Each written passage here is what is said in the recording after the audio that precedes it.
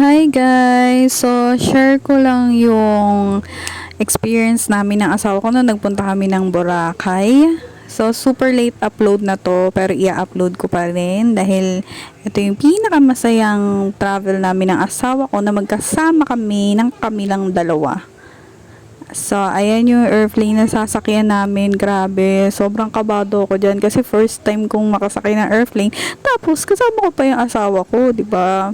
Tapos cute-cute lang kasi tinuturuan niya ako kung paano yung mga gagawin kapag paakyat na. Tapos pagpalipad na yung eroplano. So dito kami sa side pinadaan kasi walang dumaan dito. 'Di ba? Maluwag pa yung nadaanan namin. Moment ko talaga to. Sabi ko sa kanya, videohan niya ako sa unang akyat ko sa eroplano. Grabe, sobrang excited ako diyan. So ayan, nahanap na namin yung lupuan namin. Tapos nag-TikTok pa kami kasi nga sobrang excited ko.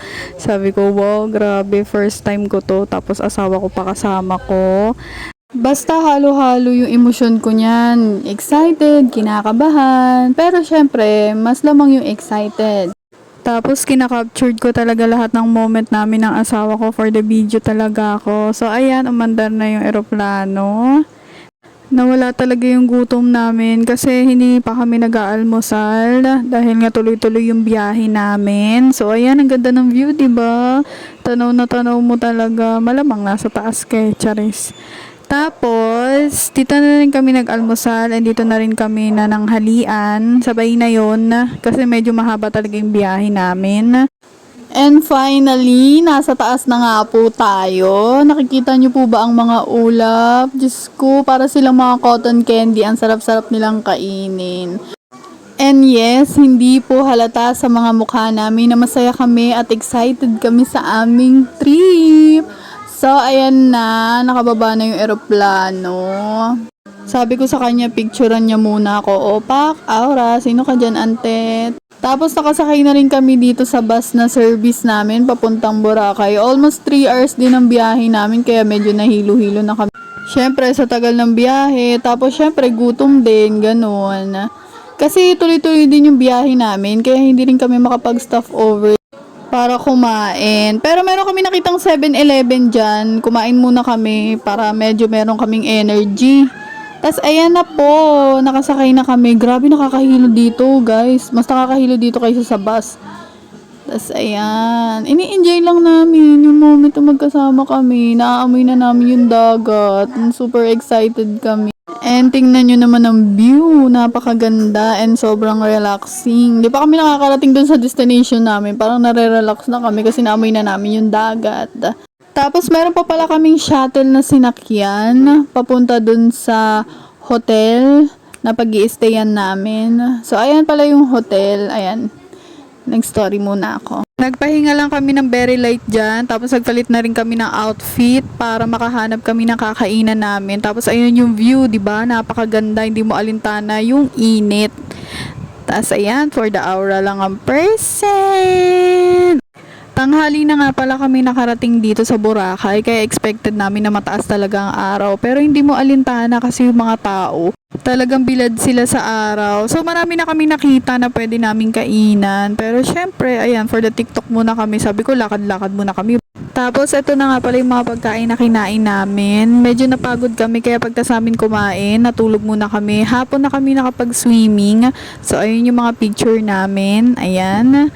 Tapos the next day, ito yung unang-unang activity namin. Nagkayak muna ako. Ayan, for the aura muna ang person. Hindi sumama yung asawa ko dyan kasi tatakot siya baka daw tumaob kami.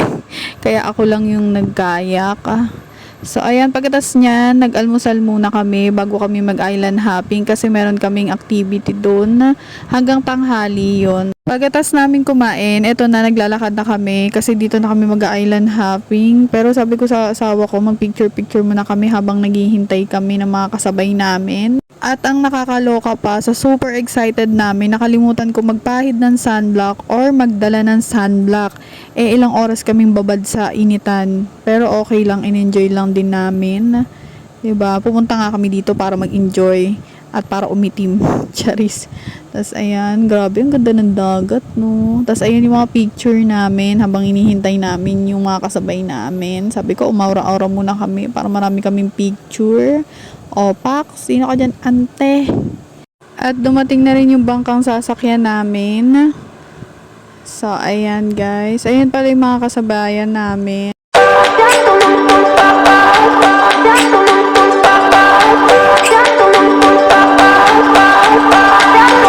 remember when we were staring photo. Don't forget the way you look me in the eyes. And I keep you in my heart. And my heart is where you are. I still think of you. I want you coming back. I remember when we were staring photo. Don't forget the way you look me in the eyes. And I keep you in my heart. And my heart is where you are. I still think of you. I want you coming back. Call me when you want. Baby, I can take it on my heart. Yeah, yeah. Give me your love. Yeah, yeah.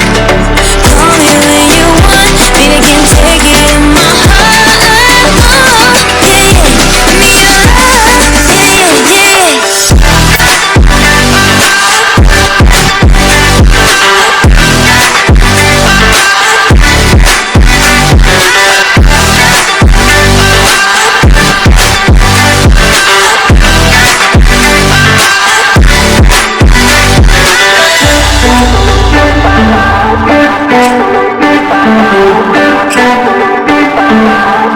I remember when we were staring photo.